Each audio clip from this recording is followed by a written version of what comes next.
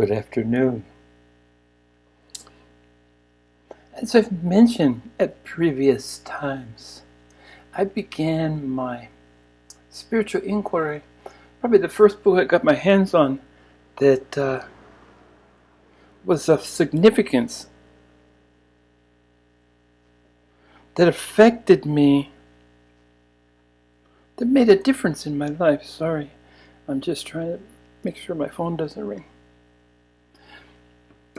Was the Autobiography of Yogi by Paramahamsa Yogananda.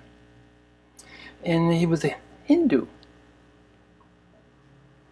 And I studied Hinduism at university, and my minor was Eastern philosophy, which was basically a little bit of Taoism, a little bit of Buddhism, but primarily because my professor was an Indian, probably, I spent more time with the Bhagavad Gita, the Upanishads, the Vedas that preceded the Upanishads.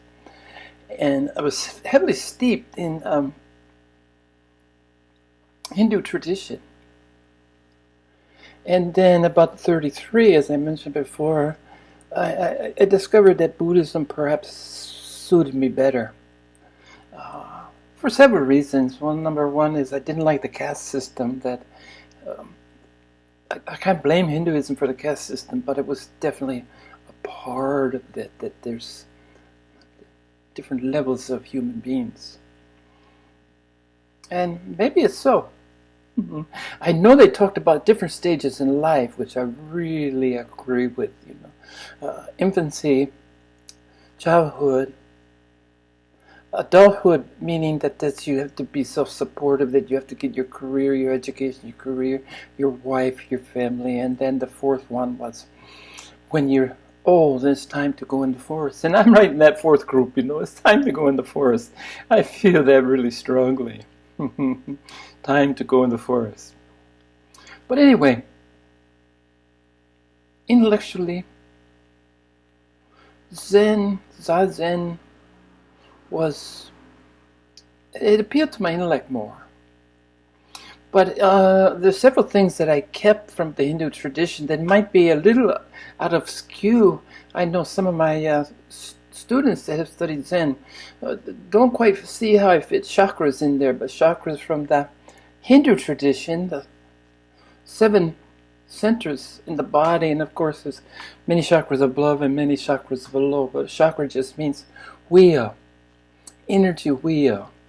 And I talk about chakras a lot because it's important to me in my practice. I spend a lot of inner time and energy to balance the chakra.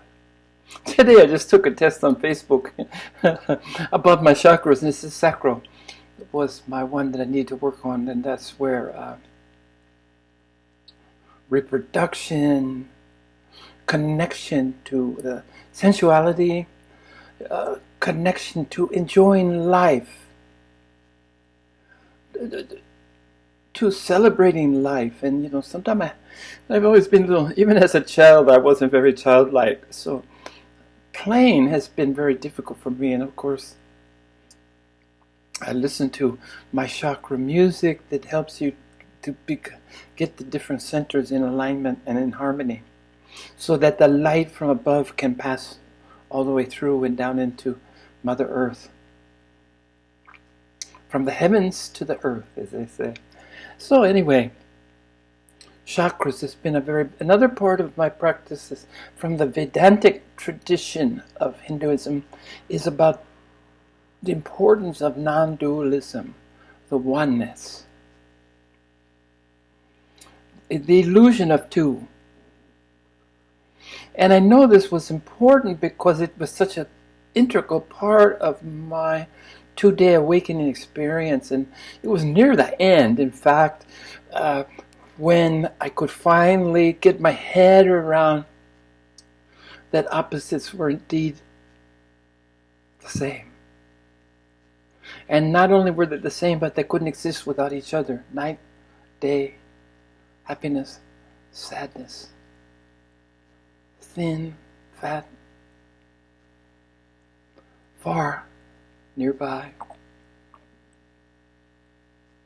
So the last stage that I went through was this reconciliation of I love this, of diametrically opposed observations, sensations, were indeed part of an organic sphere. It's a circle, but in 3 dimensions, right? And we're used to doing with the 2-dimensional world, but it's better always to remind oneself that there's many dimensions. 3 in the physical universe, but 4 and 5 and 6, and I've been to a lot of the other dimensions, and so I can vouch that they seem as real as the other 3. Let me put it that way, for whatever that's worth. But this idea that I'm getting around to is, who wakes up? This is the name of today's teaching, this sharing. Because in the Vedantic, the non-dualistic system, if you say, I wake up, you've already created dualism. I is separate from everything else. So this led to a lot of personal confusion, and maybe many of you have never even considered it, but who wakes up? If I don't wake up, who wakes up? And yet there's something else that I take from the Western esoteric metaphysical observation and the New Agers and a lot of the people that are into angels and twin flames and twin souls, and the Western metaphysics, which is it's taking Western sensibility, talking about angels, and it's kind of in a Christian Western world, okay, that this evolved. And it's been with us for a long time in Western culture. So some of that, they use I am that I am. And there's even Maharishi, Radama Maharishi. Anyway, he's on Facebook a lot. He's passed, but he's a sage that said, I am that I am. Or the whole answer to everything is I am. Okay, so how do you reconcile that? I told you about reconciling diametrically opposing things that I thought were opposite of each other. And when I saw how simple it was, that they're indeed part of the whole. One is dependent on another, and again, yin-yang captures that with the black yin with the white yang dot, and the white yang with the black yin dot, meaning that it takes a balance. It's all whole, and not only is it whole, it takes it one step further, that within hatred is a dot of love, and within love is a seed of hatred, happiness and unhappiness. And this is how they beautifully express this idea. So let's look. A lot of times in non-dualistic, it seems to be, I embrace it because it happened in my last stage. So I keep going back to that. When I got how simple it was, it seemed like impossible, that how could this and this be the same thing? And when I got it, that's when the belly laugh came in. The Buddha belly laugh that they talk about, that I've read about, that I experienced, and I laughed for hours. And interestingly enough, the laughter changed into, evolved into tears. So from the deepest laughter, laughing so long and so hard that if my neighbors nearby maybe thought I was totally insane, and my stomach hurt. But then how did I transition from this belly laugh, this great belly laugh, at I was laughing at how blind I had been to the simplicity, how obvious that opposites were not, that was artificial construct. It was part of this one in the whole. There couldn't be anything else other than the whole. So then it morphed into tears. And they started off really slowly, where a transition from belly laugh to tears. Actually, I laughed so hard that I cried, like they said. But the act of crying, once my tear glands got lubricated, I found that the tears came. And grief, sadness, grief, despair even. I cried equally as long and equally as intensely as I had laughed. So immediately the laughter came from solving the conundrum, solving the puzzle of how could opposites be the same, and seeing how simple it was. It was just a matter of looking, oh yeah, like how could there have been a question? And the tears just was kind of a catharsis, kind of a cleansing, just as the laughter was. So in my own way, I had my own dualism going from laughter to tears. I mean, I was sobbing. And then when all that stopped, the next thing I knew, I was, maybe I was sobbing. Maybe it was mourning the loss of the ego, because the ego had gone and I hadn't dealt with the immensity. I never really identified with it anyway, but nevertheless, I depended on it just like everyone else does for my sense of who I was and what I was. And when it's gone, it's a death. And the part of the sobbing, I think, the laughter was recognizing simplicity of what I had missed, laughing at myself. And the sobbing was a mourning process. And this is the dark day before, the dark night before the dawn. The darkest time of night is just before the dawn.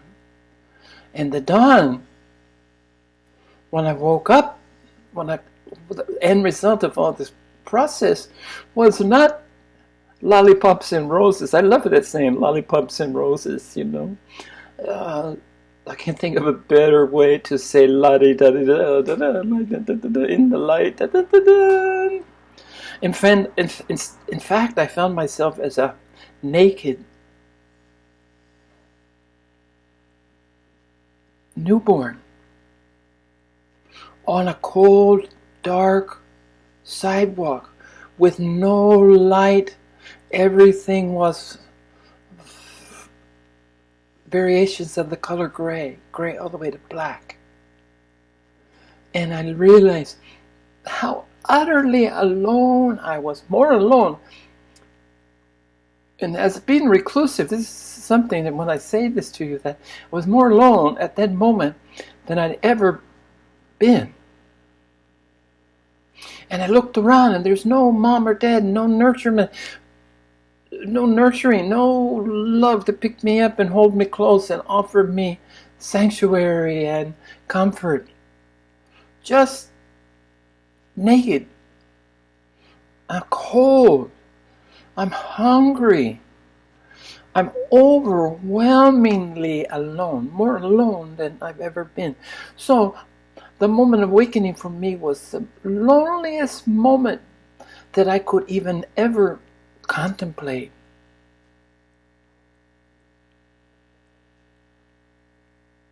Helpless.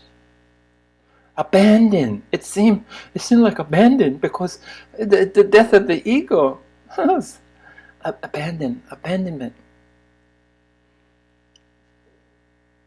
And fortunately, I was a light body. I was in a physical body. I looked just like a newborn, but it was of light. It wasn't of flesh and blood, as we say. It wasn't of matter. So, water, warmth, food, love. These are what a newborn sentient being couldn't survive, would quickly die without it. But as a light body, I was able to stay in that state, naked and cold, on a dirty sidewalk, in a gray to black nothingness. Welcome to Buddhahood, okay? And I suspect that I've talked before, and I have to go back. I was gifted with numbers, and at that time I wasn't paying enough attention. Either one Buddha year equals 6. I think let's go with that. One Buddha year equals 6 human years. So after a year after my awakening, I was like a 6-year-old. So my infancy, let's say the first 3 or 4 months in infancy, was equal to like 2 years. So I became a toddler quite quickly, and I got up off, but I laid on the dirty sidewalk, abandoned, neglected, or so I felt. But it was only from my limited, the eyes of a newborn infant to toddler. And at the toddler, I stood up. My world had become a little bit less oppressively gray. The gray had lightened. There was no black, which was just pierced by a little bit of gray surrounding me, but surrounded in blackness. The gray had lightened and spread. And then, lo and behold, around 1 year after awakening, which would be about a 6-year-old, I began to, like the dawn, it began to lighten. The sky began to lighten and lighten and lighten and lighten. And I had learned how to sustain myself. I had my balance. I wasn't lost. I was still alone. And that was the beginning of a realization in a certain sense. Once you awaken, you're truly alone. There's places you can go to parties sometimes. I've talked about the Hall of Buddha, but you don't stay in there. You're back on your soul path, your journey, your spiritual adventure that's never ending. And you start to learn the concept that aloneness you feel is actually you're part of everything. So you can't be alone. It's just a different way when you're in the state of oneness. That's one. One way to look at it is that you're lonely. The other way to understand it is that you're surrounded and you're participating in all that can be, all that there is, all that there ever has been, all that there ever will be. You are now part and parcel of that. So back to the question, who wakes up? Well, I woke up.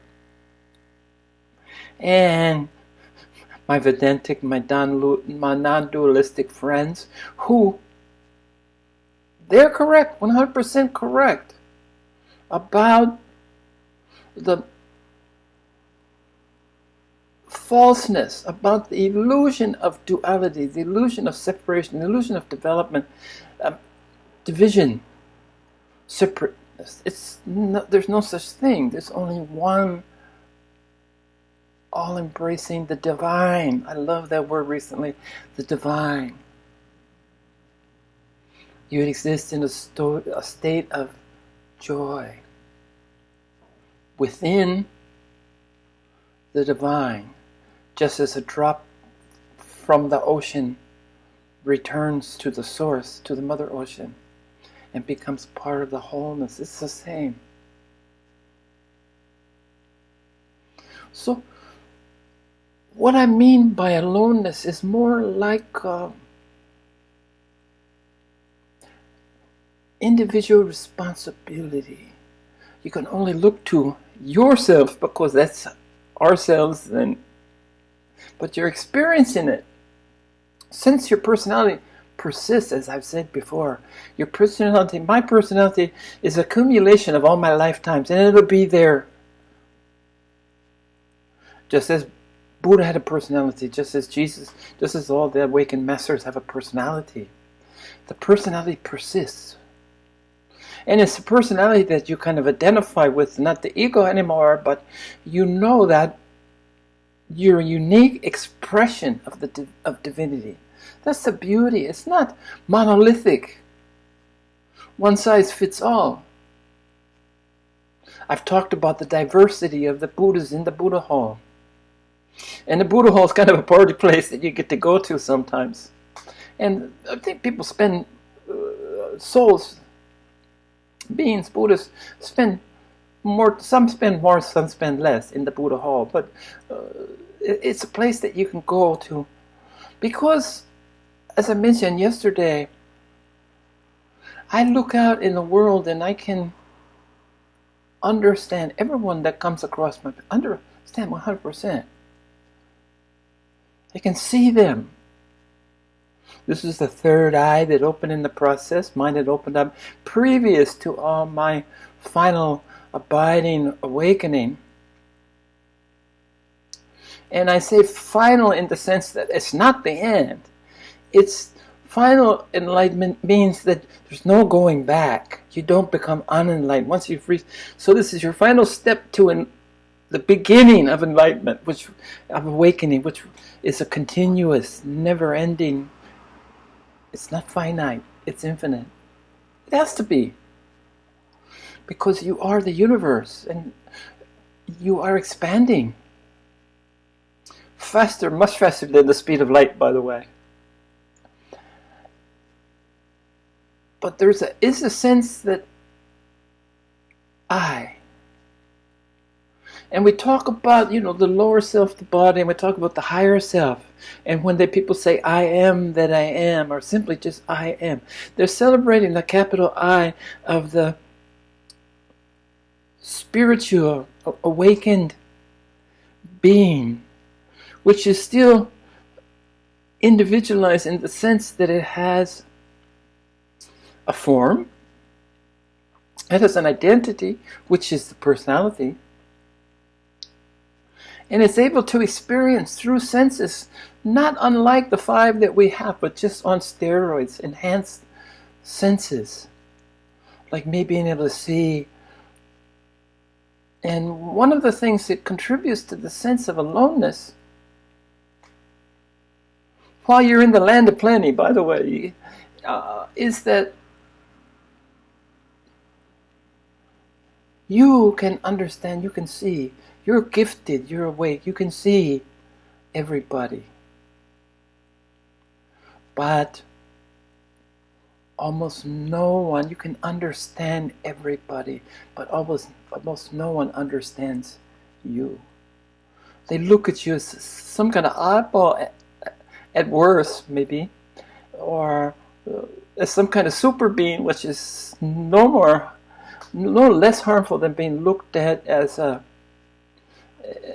weirdo.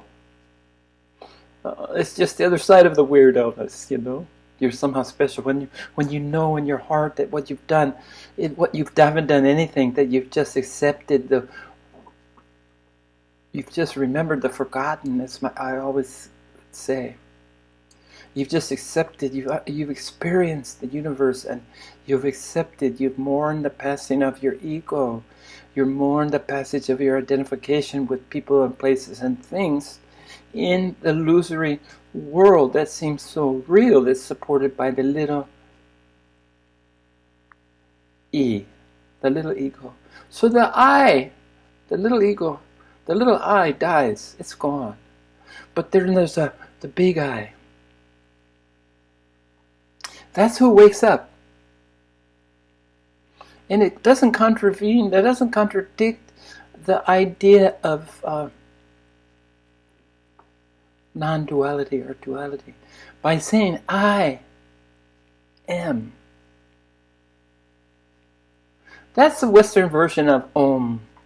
I am, for in English, managed to encapsulate all the sound that's possible, the whole range of sound that's possible coming from a human being's vocal cords. Om. I am. They're equivalent. A Western person might not be familiar with Om, but I am.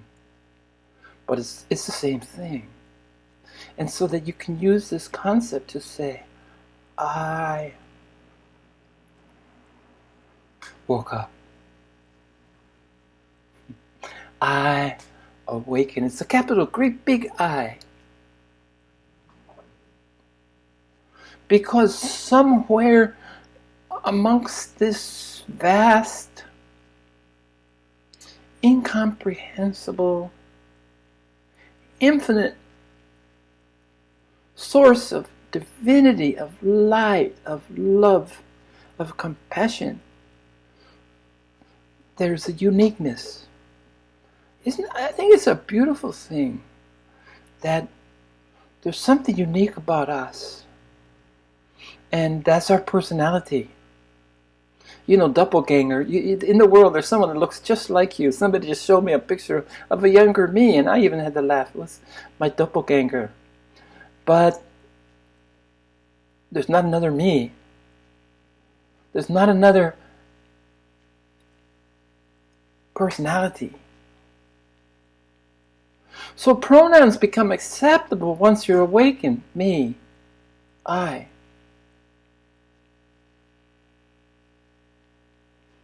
You, when you're talking to people that are listening to you, when you're talking to the people that haven't had a chance, that their time has not come to merge with the infinite, to become part of the wholeness, you see them as an individual. You work with them as an individual. And that's why I'm saying that inner circle, my inner circle, Wellington suggested today, one of my people, that it may expand. It's about 9 now. It might expand to maybe 15 in the inner circle. That's what he's kind of envisioning. He's kind of suggesting that 15 might be a manageable number that I could work with individualized. And there we go. See, even though I know the falsity of the fallacy of separation and division, within that wholeness is so beautiful that there's room for individuality. We're unique. Now, I talked about how ordinary it is to awaken. It's our birthright, our ordinary condition. But I want to emphasize this too, that our uniqueness, that we're unique in all of creation. We're unique. And you certainly don't lose this identity. In fact, you come to know it even more deeply.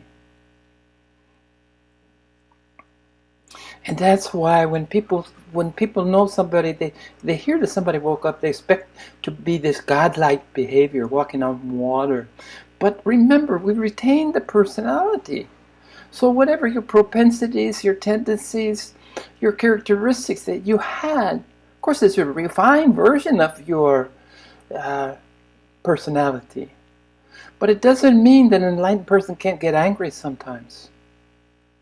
It doesn't mean that their behavior on this planet is perfection. And if they don't, or if they're not perfect, they're not living up to your expectations. That's all it is your expectations. And trust me, you have no idea until you've experienced it for yourself that you can celebrate your individuality. It's a blessing. It's a gift. Your uniqueness.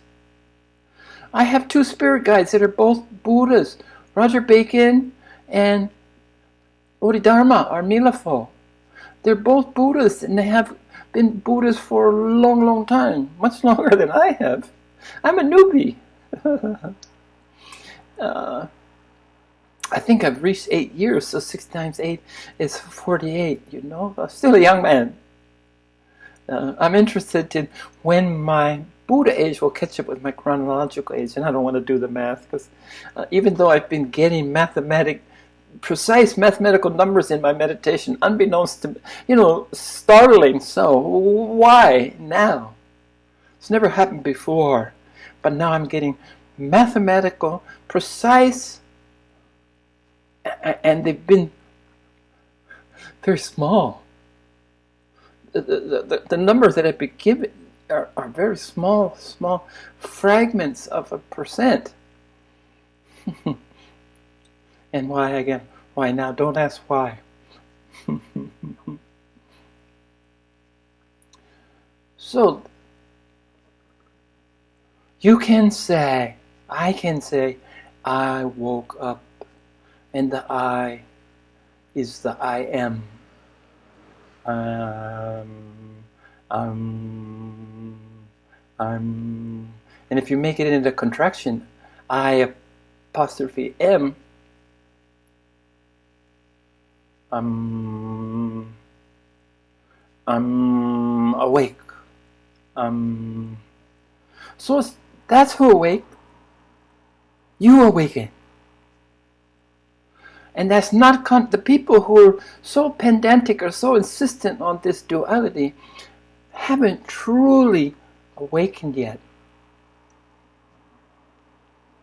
There's nobody there to wake up. Well, I find that an ignorant statement. Sorry. You get trapped in your academic participation. It would lead you, if you take anything far enough, it leads you to a dead end. You get some kind of paradox, some anomaly becomes obvious, and without dismissing the whole thing, like science has done when they went from physical physics to quantum physics, because they didn't want to just start over. They didn't want to reject all that centuries of accumulation of knowledge. But when they found things that contradicted their acceptance, at first they ignored it. It became too loud, too obvious, and too many people. They started looking for a way, like, how can I keep my physical, my science, and still